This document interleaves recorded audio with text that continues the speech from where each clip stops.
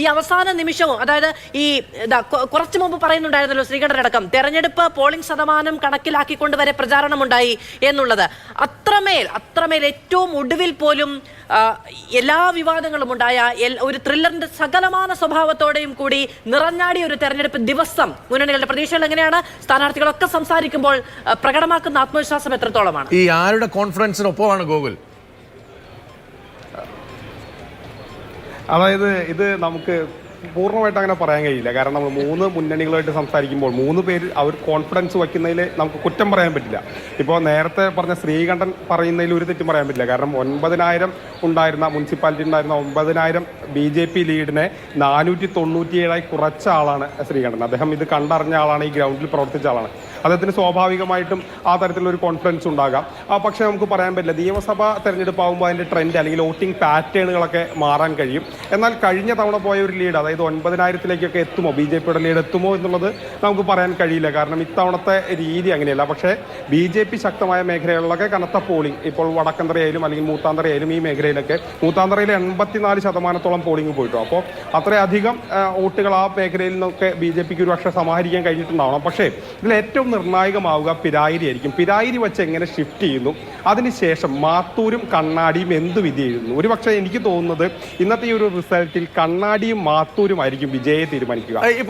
വളരെ പ്രധാനമാണ്. ഇപ്പോൾ NDA സ്ഥാനാർത്ഥിയുടെ പ്രതികരണത്തിൽ രാവിലെയും നമ്മൾ കേട്ടതാണ്, മാത്തൂരിലും കണ്ണാടിയിലും ചിത്രം മാറാൻ പോവുകയാണ് എന്നാണ്. മാത്തൂരിലെയും കണ്ണാടിയിലെയും വോട്ടിന്റെ വ്യത്യാസം കൊണ്ട് പിരായിരി വിട്ടുകളയും. പിരായിരിയിൽ UDF-ന് വലിയ മേൽക്കൈ ഉണ്ട് എന്ന് തന്നെ കരുതിയാലും വോട്ട് കൃത്യമായി എണ്ണിപ്പെറുക്കി പോൾ ജയിച്ചിട്ടുണ്ട് എന്നുള്ളതാണ്. ഈ മാത്തൂരിലും കണ്ണാടിയിലും അങ്ങനെ ഒരു മുന്നേറ്റം പ്രകടമായിരുന്നു. ഈ പ്രചാരണ രംഗത്തൊക്കെ എങ്ങനെയായിരുന്നു ആ ഒരു കോൺഫിഡൻസ്?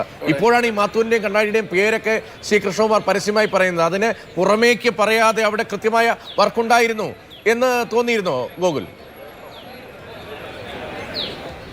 അതായത് ഞാൻ പ്രതീക്ഷിക്കുന്ന ഈ BJPയുടെ വർക്ക് കൊണ്ട് മാത്രമല്ല കേട്ടോ, കണ്ണാടിയിലും മാത്തൂരും, അതായത് മാത്തൂർ ഏത് വോട്ടുകൾ LDF പിടിക്കുന്നു. അതായത് കഴിഞ്ഞ തവണ നേരിയ ലീഡ് മാത്രമാണ് മാത്തൂർ ഉണ്ടായിരുന്നത്. അപ്പോൾ അവിടെ, അതായത് ഞാൻ പറയുന്ന പാർലമെന്റ് ഇലക്ഷനിൽ നേരിയ ലീഡാണ് ഉണ്ടായിരുന്നത്. അവിടെ കൂടുതൽ LDF വോട്ടുകൾ UDF-ന്റെ വോട്ടുകൾ പിടിക്കാൻ കഴിയുമോ? അതുപോലെ തന്നെ കണ്ണാടിയിലും LDF വോട്ടുകൾ ആര് പിടിക്കുന്നു, അല്ലെങ്കിൽ LDF എത്ര വോട്ട് പിടിക്കുന്നു എന്നതിൻ്റെ അടിസ്ഥാനത്തിൽ ഇത്തവണ വിജയ് ഉണ്ടാകാം. അതൊരു പക്ഷേ സരനാകാം, അല്ലെങ്കിൽ രാഹുലാകാം, അല്ലെങ്കിൽ കൃഷ്ണകുമാറാകാം. BJP ഇപ്പോൾ ഉള്ളിൽ കണക്ക് കൂട്ടുന്ന ഒരു പ്രധാനപ്പെട്ട കാര്യം, ഏകദേശം ഒരു 50,000-അടുത്ത വോട്ടുകൾ തങ്ങൾ പിടിക്കും.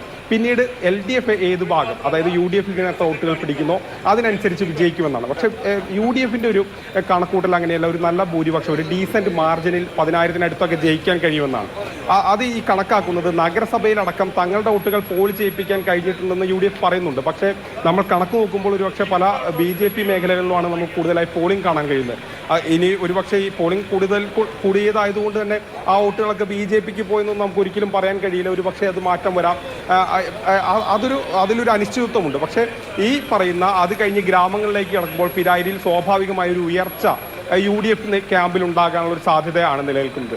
അതിനുശേഷം നമ്മൾ മാത്തൂരിലേക്ക് വരികയാണെങ്കിൽ മാത്തൂരിൽ ഒരുപക്ഷെ ആർക്ക് ലീഡ് എടുക്കാൻ കഴിയുമെന്നുള്ളതാണ്. കഴിഞ്ഞ നിയമസഭാ തെരഞ്ഞെടുപ്പിലെ പോലെയാകുമോ, അതോ ഇത്തവണ ആർക്ക് വരും? ഒരുപക്ഷെ BJP അവിടെ ശക്തമായ പ്രവർത്തനം ഈ 2 സ്ഥലങ്ങളിൽ നടത്തിയിട്ടുണ്ട്.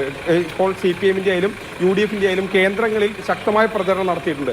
അതൊരു പക്ഷേ BJPക്ക് ഗുണം ചെയ്യാം. അതോടൊപ്പം തന്നെ UDF വോട്ടിൽ അവിടെ ആ 2 പഞ്ചായത്തുകളിൽ ഒരു വിള്ളൽ ഉണ്ടാക്കാൻ കഴിഞ്ഞാൽ, അല്ലെങ്കിൽ UDF-ന് കിട്ടിയിരുന്ന വോട്ടിൽ ഒരു മാറ്റം, കുറച്ച് വോട്ടുകളെങ്കിലും BJP പിടിക്കുക, കൂടുതൽ വോട്ടുകൾ അല്ലെങ്കിൽ LDF ക്യാമ്പ് പിടിക്കുക, അങ്ങനെ വന്നാൽ ഒരു പക്ഷേ ആ കണ്ണാടി പഞ്ചായത്തായിരിക്കും, അല്ലെങ്കിൽ മാത്തൂർ കണ്ണാടി പഞ്ചായത്തുകളായിരിക്കും ഇത്തവണ വിജയിയെ തീരുമാനിക്കും. ഓരോ പഞ്ചായത്തും ഓരോ ബൂത്തും അതിലെ ഓരോ വോട്ടും കണക്കുകൂട്ടി തന്നെയാണ് മുന്നണികൾ ഈ പോരാട്ടത്തെ വിലയിരുത്തുന്നത്. അവനവന്റെ സ്ഥാനാർത്ഥികൾക്ക് മുന്നണിക്ക് ജയിക്കാനുള്ള സാധ്യതകളെ പറ്റിയുള്ള സ്വപ്നങ്ങൾ കാണുന്നത്, അതുമായി ബന്ധപ്പെട്ട ആത്മവിശ്വാസം പ്രകടിപ്പിക്കുന്ന. എന്തായാലും ഓരോ വോട്ടും, കൃത്യമായി പറഞ്ഞാൽ ഓരോ വോട്ടും എണ്ണി തിട്ടപ്പെടുത്തി അത് സമാഹരിക്കാനുള്ള ഒരു വലിയ തോതിലുള്ള പ്രചാരണവും പ്രവർത്തനവും കണ്ട തെരഞ്ഞെടുപ്പ് വേണമെങ്കിൽ മനസ്സിലൊന്ന് കാൽക്കുലേറ്റ് ചെയ്യാൻ വേണ്ടി ഈ ലോക്സഭാ തെരഞ്ഞെടുപ്പിലെ ഈ 2 പഞ്ചായത്തിലെ വോട്ടിന്റെ കണക്കെന്ന് പറയാം. അത് രസമാണല്ലോ, ഈ കണക്കൊക്കെ രാവിലെ കൂട്ടുക എന്നുള്ളതാണല്ലോ ഈ സമയത്ത് നമ്മുടെ ഒരു ജോലി. മാത്തൂർ പഞ്ചായത്തിൽ 3592 വോട്ട് BJP നേടിയപ്പോൾ 6195 വോട്ടായിരുന്നു LDF-ന്, ഏറെക്കുറെ ഇരട്ടി.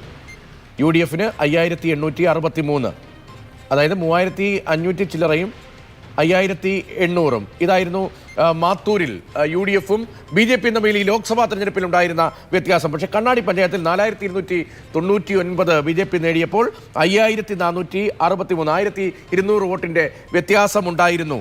അവിടെ UDF-ഉം BJP-യും തന്നെ. അവിടെ എന്ത് മാറ്റം ഈ ലോക്സഭാ തെരഞ്ഞെടുപ്പിന് ശേഷം ഉണ്ടായി? കഴിഞ്ഞ നിയമസഭാ തെരഞ്ഞെടുപ്പിലും ഏറെക്കുറെ ഇതേ പാറ്റേൺ തന്നെയായിരുന്നു ഈ മാത്തൂർ പഞ്ചായത്തിലും കണ്ണാടി പഞ്ചായത്തിലും പിരായിരിയിലും ഉണ്ടായിരുന്നത്.